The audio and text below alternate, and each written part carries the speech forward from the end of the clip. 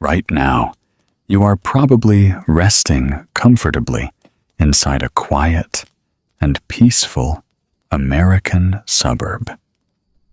You completely trust the strict building codes of your home and your modern security system. But human history was not always this incredibly secure, predictable, or forgiving to simple mistakes. There was a deeply uncertain time when just standing on a wooden floor was a terrible gamble. The journey through these spectacularly unfortunate medieval disasters is both fascinating and quietly unsettling. Why do we naturally feel so safe in our modern daily lives? And what exactly happens to us when that comfortable illusion is suddenly broken? In the medieval world, a bridge was rarely just a simple path over water. It was treated as solid land, a foundation, the underlying structure that holds everything else up. In Paris, the Pont au Change was a perfect example of this deep architectural optimism. It was not just a crossing, but a crowded, noisy neighborhood, suspended completely in the air. Enterprising merchants built heavy wooden houses and busy shops directly on top of the bridge. Families lived their entire lives directly above the flowing river. They ate, slept, and worked with the quiet confidence that the wooden beams beneath them would simply last forever. But physics, the strict natural laws of weight and balance, does not care about human confidence. Every single day, the moisture from the river slowly attacked the supports, the thick wooden pillars carrying the entire structure. Instead of reducing the load, the residents continuously added more weight, packing more goods and more bodies into the tight spaces. They completely ignored the slow, tired sounds of the bending wood. The collapse, when it finally arrived, did not announce itself politely.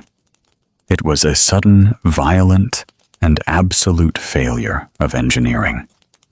Without any warning, large sections of the bridge simply gave up. Entire homes, profitable businesses, and the people inside them were thrown instantly into the cold, rushing water below.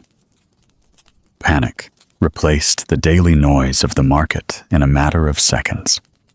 People who had felt completely safe just a moment before suddenly found themselves fighting for their lives, surrounded by the broken pieces of their own living rooms. There was no enemy army attacking the city walls. There was no terrible storm sent from the heavens. It was simply a tragic reminder that gravity will always win when people ask a wet piece of wood to do the impossible. This blind, absolute faith in architecture was not limited to permanent structures like bridges. Temporary buildings, structures made quickly for a short event, carried the exact same deadly overconfidence. During a major festival in the city of Metz, local officials decided to build a massive wooden viewing stand. This was a high, raised platform specifically designed to hold the most important nobles, dignitaries, and wealthy guests. The workers built it quickly, and the elites filled it immediately. Men and women, dressed in heavy, expensive fabrics, climbed the stairs and took their places.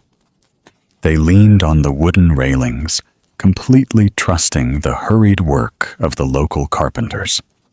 As the excitement of the festival grew, the crowd on the platform shifted and moved. Deep inside the wooden joints, the structure began to complain. There were subtle creaks, the quiet, desperate sounds of a building begging for mercy under too much stress. But in a large group, the psychology of the crowd takes over, and personal awareness often disappears. Everyone standing on that stage assumed that someone else had already done the safety calculations. They believed that if the wealthy person standing right next to them was not panicking, then the ground was perfectly safe.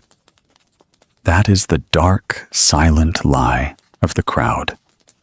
The wooden platform, completely unable to support the massive, combined weight of human ambition, finally shattered. The elegant spectators fell in a chaotic, terrifying wave of broken timber and total confusion. The transition from a joyful upper-class festival to a painful, embarrassing disaster took less than 3 seconds. Many people were seriously injured, and the pride of the local elite was left buried completely under the dusty rubble. They had placed their lives in the hands of cheap wood just to get a better view of a party. However, if you think falling from a wooden stage is the absolute worst way for an important person to lose their dignity, you are greatly underestimating the cruelty of this era. The next event in our journey is so deeply unfortunate and so wonderfully absurd that it will make you question how anyone survived this period at all. Throughout history, men of extreme political power always tried to build strong walls between themselves and everyday danger. They wore incredibly heavy metal armor, lived safely behind thick stone walls, and commanded massive armies. They truly believed their high social rank made them untouchable by the unpredictable cruelty of the natural world. This historical arrogance brings us directly back to those essential questions. Why do we feel safe? And what happens when we are not? For the wealthy ruling class of the Middle Ages, feeling safe was simply a result of their immense social privilege. They assumed sudden tragedy only happened to poor, unprotected people.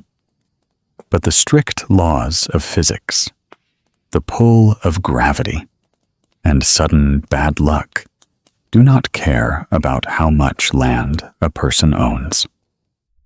When the universe decides to teach a brutal lesson in human humility, it often chooses the most powerful men to make the loudest possible point.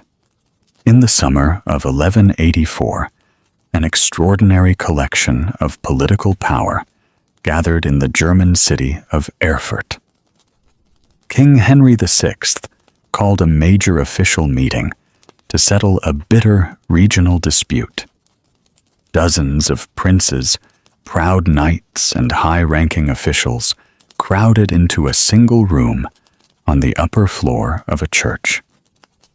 Among these figures was Count Heinrich of Schwarzburg, a man widely known for his intense pride.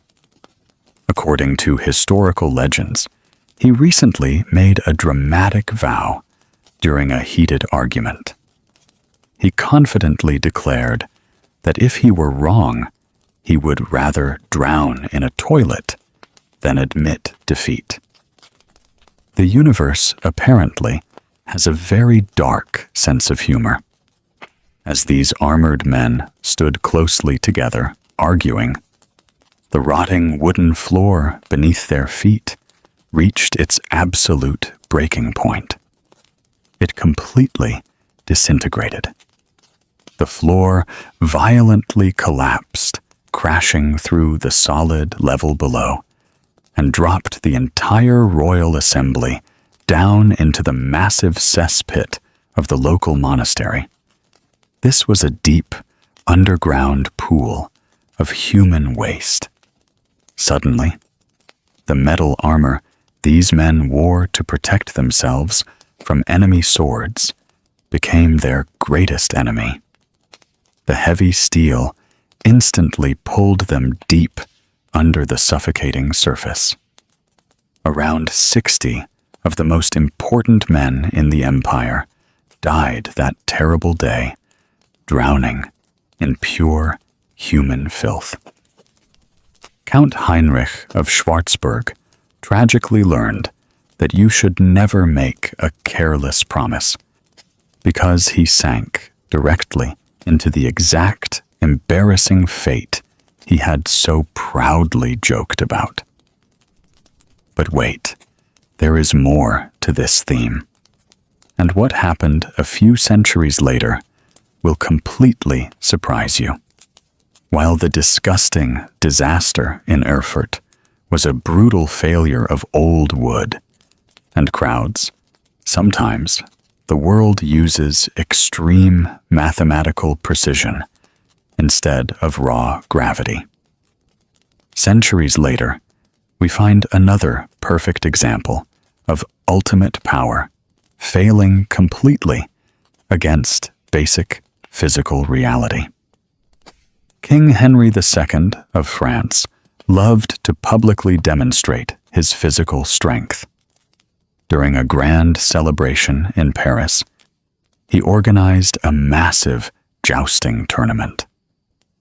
Jousting was a dangerous but highly controlled sport where knights rode horses toward each other with long wooden lances. The king wore the most expensive, technologically secure metal armor available. He followed all safety rules, firmly believing his royal status made him completely invincible. He rode his fast horse at full speed toward his opponent, fully expecting an entertaining hit. The two heavy lances struck each other exactly as planned, but then a microscopic calculation of physics went terribly wrong. His opponent's weapon shattered violently upon impact. A tiny, sharp splinter of broken wood exploded upward, traveling through the air at massive speed. It miraculously slipped through the narrow viewing slit in the king's heavy helmet. This small gap was the single vulnerable spot on his protected body, and the sharp wood drove deep into his eye. The most protected man in France was mortally wounded by a cheap piece of flying trash. He suffered in terrible agony for several days before finally passing away. To truly understand the absolute shock of this historical moment, imagine a highly relatable, completely modern American scenario. It would be exactly like watching the president sitting confidently inside the famous armored presidential vehicle. This car is a multi-million-dollar fortress designed to withstand bombs and heavy bullets. Then, completely by random chance, a stray baseball hit by a child from a nearby local park flies through the air. It hits the vehicle's window at the exact perfect angle to shatter the advanced bulletproof glass, causing a fatal injury to the leader inside. It sounds completely impossible, exactly like a poorly written action movie script. But that is exactly how surprisingly vulnerable human leadership has always been. No amount of collected wealth or thick metal armor can ever stop a perfectly timed accident. Kings and proud nobles spent their entire lives trying to control their physical environment. Yet they were ultimately defeated by a rotten floorboard and a broken stick. They learned the hardest possible way that money cannot bribe gravity, and a golden crown cannot negotiate with flying wood. By the later centuries of the Middle Ages, you might assume that simply staying indoors and avoiding heavy metal armor would naturally keep you completely safe. You would be terribly wrong. Sometimes, the most terrifying historical dangers did not come from a collapsing roof or a sharp weapon. They arrived quietly, hiding deep inside the most ordinary, comforting, and trusted things. In medieval France, a wealthy lord decided to host a magnificent feast. This was meant to be a grand display of absolute power and extreme wealth. The heavy wooden doors were locked against the cold. The dining hall was warm, deeply secure, and beautifully decorated. Servants carried massive plates of roasted meats, sweet fruits, and the absolute centerpiece of the meal. This was expensive, high-quality, dark rye bread. Bread was the ultimate symbol of life comfort and human hospitality. It was universally considered the safest, most reliable thing in the entire room. Or so they completely thought. The important guests sat down to eat. They laughed loudly. They shared political stories. They drank rich wine. Then the atmosphere slowly changed. A guest suddenly stopped talking. Someone rubbed their hands nervously. A strange, uncomfortable heat spread through their fingers. Then the real nightmare began. Limbs started to burn with an invisible fire. Muscles twitched uncontrollably. A wealthy knight fell hard to the floor. A noblewoman screamed in pure terror. They saw terrifying visions. They fought invisible monsters in the air. Their bodies twisted in violent, painful convulsions. In a matter of minutes, a highly civilized gathering of the French elite completely collapsed into violent, screaming madness. Nobody had a sword. Nobody was attacking them from the outside. But the entire room was being brutally destroyed from the inside out. To truly grasp the sheer absurdity and shock of this terrifying scene, imagine a very specific modern situation. Imagine an incredibly lavish Thanksgiving dinner hosted at a massive, heavily guarded mansion in the Hamptons. The most powerful American billionaires, politicians, and celebrities are sitting around a perfect, glowing dining table. They are eating a special, wildly expensive artisan bread, baked by a famous celebrity chef. Suddenly, without any warning, instead of politely discussing the stock market, these highly educated billionaires start screaming. They violently shake, cry out, and crawl on the expensive, imported rugs because they are experiencing a massive, collective psychedelic trip. It sounds exactly like a crazy, unrealistic movie scene. But for those medieval French nobles, this terrifying loss of bodily control was completely real, and they had absolutely no idea why it was happening to them. Now listen carefully, because the true cause of this historical disaster is deeply unsettling. The enemy was not a jealous political rival, or a sudden poison slipped into a cup. The killer was completely microscopic. It was a tiny, invisible fungus called ergot. This specific natural fungus loved to grow aggressively on damp rye grain, especially during very wet, rainy agricultural seasons. When the local farmers harvested the infected grain from the fields, they simply did not notice the dark, toxic spots. The busy millers ground it directly into fine flour. The royal bakers baked it into warm, delicious, beautifully shaped bread. The intense cooking process did not destroy the hidden danger. Instead, it delivered a powerful, natural chemical directly into the human nervous system. Today, modern medical science calls this terrifying biological condition ergotism.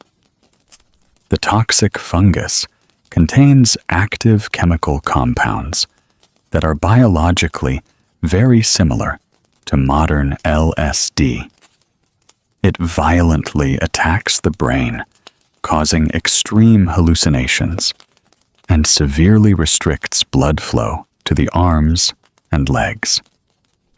In the medieval world, this specific symptom was so painful that it was widely known as Saint Anthony's fire, because the victims felt as if their skin was literally burning from the inside. Of course, in the medieval world, they did not have advanced microscopes. They did not understand the complex biology of fungal infections, agricultural science, or nervous system toxins. When an entire dining hall of wealthy, powerful people suddenly went completely mad, they desperately looked for supernatural answers. They blamed dark magic. They blamed local witches. They truly believed they were being punished by an angry divine force for their hidden sins. Some victims eventually recovered after weeks of suffering, while others tragically lost their limbs to severe gangrene or died from the intense physical shock. This bizarre disaster perfectly highlights the quiet, invisible fragility of medieval life. You did not need to fight in a bloody crusade or stand on a weak wooden bridge to face a terrible catastrophe. Sometimes, all you had to do was sit down in a comfortable chair, completely trust your generous host, and take a simple, innocent bite of freshly baked bread. While poisoned bread and falling buildings were certainly terrifying, the most dangerous weapon in the medieval world was actually the human mind itself. In the heavily fortified towns of Flanders, thick stone walls were carefully designed to keep violent external enemies outside. But those exact same walls easily became deadly traps when pure psychological fear took over. Imagine a perfectly quiet afternoon in the busy town square. Suddenly, a nervous guard hears a loud noise in the distance, or a frightened traveler spreads a completely false rumor about an approaching army. There are no actual soldiers marching toward them. There are no deadly arrows flying through the air. But the terrified human imagination immediately paints a vivid picture of absolute destruction and death. Panic spreads through the population like a wild, uncontrollable fire. The heavy town gates are quickly slammed shut to protect the citizens. But inside those locked walls, a complete psychological collapse happens. Thousands of panicked people rush blindly into the narrow dirt streets. They desperately push, shove, and climb over their own neighbors, trying to find a safe hiding place. In this terrifying, mindless chaos, hundreds of innocent people are brutally crushed, suffocated, and trampled to death. They died violently while trying to escape a phantom enemy that never actually existed. To truly understand this bizarre psychological phenomenon, picture a modern Black Friday shopping event at a massive American mega mall. The huge building is packed tightly with thousands of excited shoppers looking for deals. Suddenly, a careless worker accidentally drops a heavy stack of metal chairs in the crowded food court. The loud, sharp sound echoes aggressively through the building. Someone mistakenly screams that it is a bomb or an active shooter. In mere seconds, pure survival instinct completely deletes all logical thought. The crowd turns into a violent, crushing wave of human bodies, destroying stores and severely injuring each other in a desperate blind race for the exit doors. That is the exact same raw, blinding fear that killed the medieval citizens of Flanders without a single enemy sword ever being drawn. This dangerous psychological fragility did not always look like a violent, fast-moving stampede. Sometimes, collective mental stress produced a disaster that was much slower, much stranger, and deeply exhausting. In July of 1518, in the city of Strasbourg, a woman named Frau Trophea stepped out of her house and simply began to dance in the street. There was no happy music playing anywhere, and there was absolutely no reason to celebrate. She just kept moving her body continuously and uncontrollably. Within a single month, this bizarre behavior infected the fragile minds of about 400 other people. They joined her in the streets, dancing wildly and obsessively under the hot summer sun. Modern medical historians, including researchers writing for The Lancet, now believe this was a massive case of stress-induced psychological illness.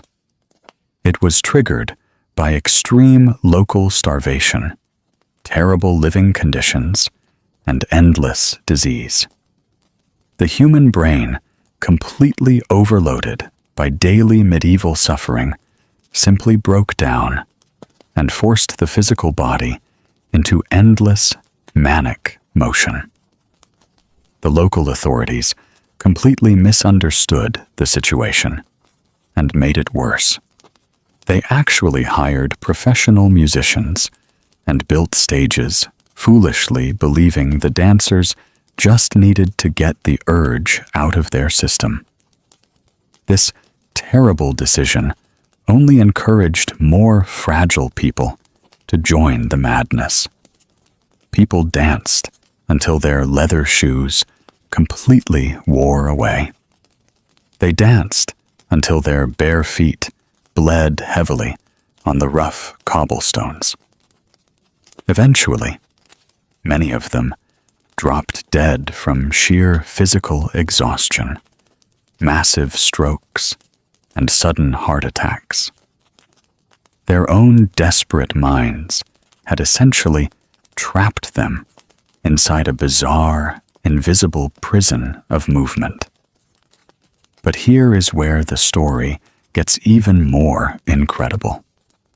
Because while the human mind could certainly create its own terrible internal disasters, It was absolutely nothing compared to what happened when Mother Nature finally decided to wipe the map clean. When we look back at history, it is very easy to focus entirely on human mistakes. We analyze badly built bridges, deeply flawed military strategies, and the wild, unpredictable nature of mass panic. We naturally assume that if humans were just slightly smarter or more careful, they could have easily prevented disaster. But this brings us back to our central questions once again. Why do we feel safe? And what happens when we are not? The medieval world provides a very clear, deeply humbling answer. Sometimes, complete safety is absolutely impossible because the natural world simply refuses to cooperate. No matter how much political power you gather, or how thick you build your city walls, the raw forces of nature cannot be negotiated with, bribed, or intimidated. When a river or an ocean decides to move, human ambition instantly becomes completely irrelevant. In the year 1190, Emperor Frederick I, Barbarossa, was perhaps the most powerful and feared ruler in all of Western Europe. He commanded a massive, highly disciplined army. He survived countless brutal battles and complex political betrayals. He was actively leading the Third Crusade, marching a massive force across rough terrain toward the Holy Land. His men respected him deeply and believed he was chosen by God to win. But all of that carefully constructed power ended abruptly at the edge of the Salif River in modern-day Turkey. The river was not particularly wide, and it certainly was not an organized enemy army. It was just cold, fast-moving water. The emperor, wearing extremely heavy metal armor, attempted to cross the rushing river on horseback. The exact details are lost to history, but the tragic result is undeniable.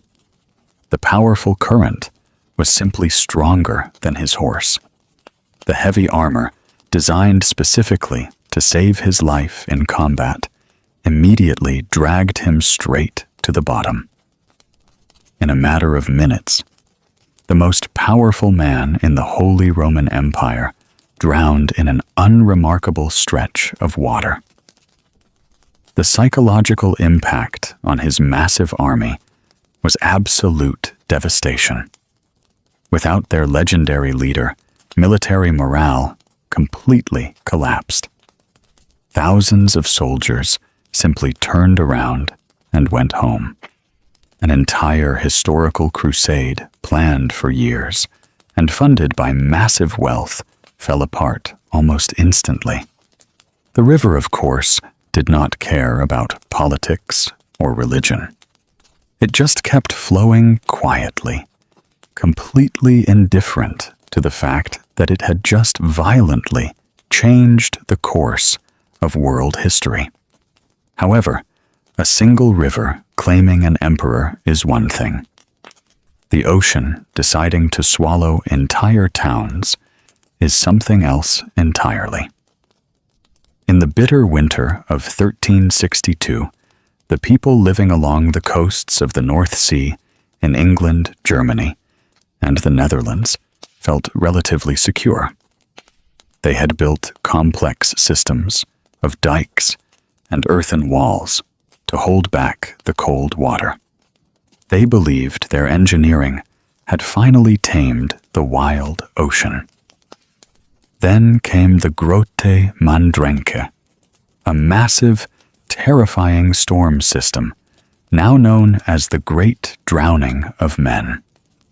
The intense winds howled continuously for days, pushing a massive wall of seawater directly toward the coast. The carefully built dikes did not hold. They shattered completely under the immense pressure. The cold, dark ocean violently rushed inland, sweeping away everything in its path. Entire coastal villages were completely erased from the map in a single night. Tens of thousands of people drowned in their own beds. The rich, bustling island settlement of Rungholt, a major center of local trade, sank entirely beneath the freezing waves, becoming a lost legend. When the terrible storm finally passed, the survivors looked out at a completely unrecognizable landscape. The ocean had aggressively redrawn the map of Europe. It was a brutal, undeniable reminder that human beings do not own the land. They only borrow it temporarily until the water decides it wants it back. By the middle of the 14th century, Europe had already seen many terrible local tragedies. People were quite used to falling buildings, dangerous rivers, and strange village sicknesses. But all of those events were relatively small and isolated. They usually only affected a single town, a single powerful family, or a single army. Then everything changed completely in the year 1346. The ultimate peak of medieval fragility began just outside the walls of a busy trading city called Kaffa. This city was located on the distant edge of the Black Sea. It was a massive commercial hub where merchants brought expensive silk and rare spices from the east to sell to the west.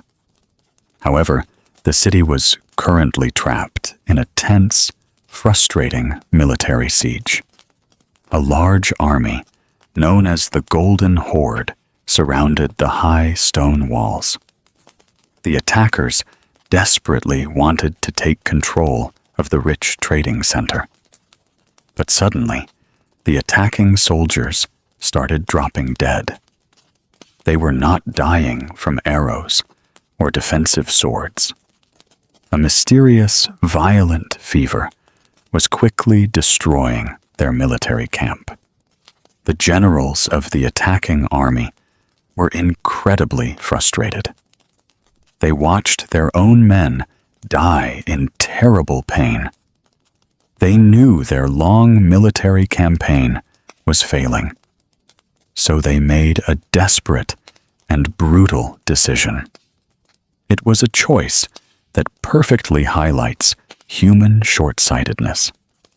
They ordered their surviving soldiers to load the infected, rotting corpses of their dead comrades onto massive wooden catapults. With a loud crack, they launched these diseased bodies high through the air. The dead bodies crashed violently over the walls and landed directly inside the crowded city streets of Kaffa. The attackers simply wanted to win a local war. They thought they were just scaring the defenders with a disgusting trick. They had absolutely no idea that they were actually unlocking a massive biological weapon. Now listen carefully, because this exact moment triggered the most devastating chain reaction in human history. Inside the city walls, pure panic exploded almost instantly. The smell of death filled the narrow streets. The wealthy Genoese merchants living in Kaffa decided they had to escape immediately. They packed their expensive cargo in a rush. They boarded their fast trading ships. They sailed quickly toward the perceived safety of the Mediterranean Sea. They looked back at the city and truly believed they had successfully survived a terrible nightmare. But they were entirely wrong. They had unwittingly brought a silent, invisible killer along with them. The deadly infection was hiding quietly inside the fur of thousands of black rats and tiny fleas on their ships. To fully understand the terrifying speed of this disaster, think about a modern global supply chain. If a massive cargo ship gets stuck in a major shipping canal today, it can instantly disrupt businesses across the entire United States. Store shelves go empty, and factories stop working almost overnight. Medieval commercial trade routes operated with that exact same powerful connectivity. When the merchant ships from Kaffa finally docked at busy ports in Italy, the infected rats quickly ran onto the docks. They mixed perfectly with the local city rats. The fleas jumped from the animals directly to the human dock workers. From there, the disease traveled aggressively along the busy highways of commerce. It moved from major port cities to small inland villages. It followed the exact paths of human trade, curiosity, and greed. The sickness became known as the Black Death, and it was absolutely merciless. The symptoms were deeply terrifying to witness. Victims quickly developed dark, painful swellings on their necks and arms. They suffered burning fevers and terrible physical weakness. Most people died within just 3 to 5 days. The medieval medical community was completely powerless against it. Experienced doctors tried bleeding their patients. They burned sweet-smelling herbs to clean the bad air. They prayed loudly for divine forgiveness. Nothing they did mattered at all. The plague did not respect political borders. It did not care if you were a wealthy king sitting in a strong castle or a poor farmer working in a muddy field. It simply moved forward, consuming human life with a cold, mechanical efficiency. Entire prosperous cities were quickly reduced to absolute silence. Markets were abandoned. Farms were left completely empty. There were simply not enough living people left to bury the dead. The historical statistics are incredibly difficult to fully imagine. In just a few short years, this single pandemic wiped out between 1/3 and 1/2 of the entire European population. Tens of millions of human lives vanished completely. It was the ultimate display of human fragility. A careless, angry military tactic outside a single trading post eventually collapsed an entire continent. Sometimes, human beings create their own worst nightmares. When the invisible storm finally passed, the world was left incredibly quiet, forever changed by the terrible consequences of a single bad decision.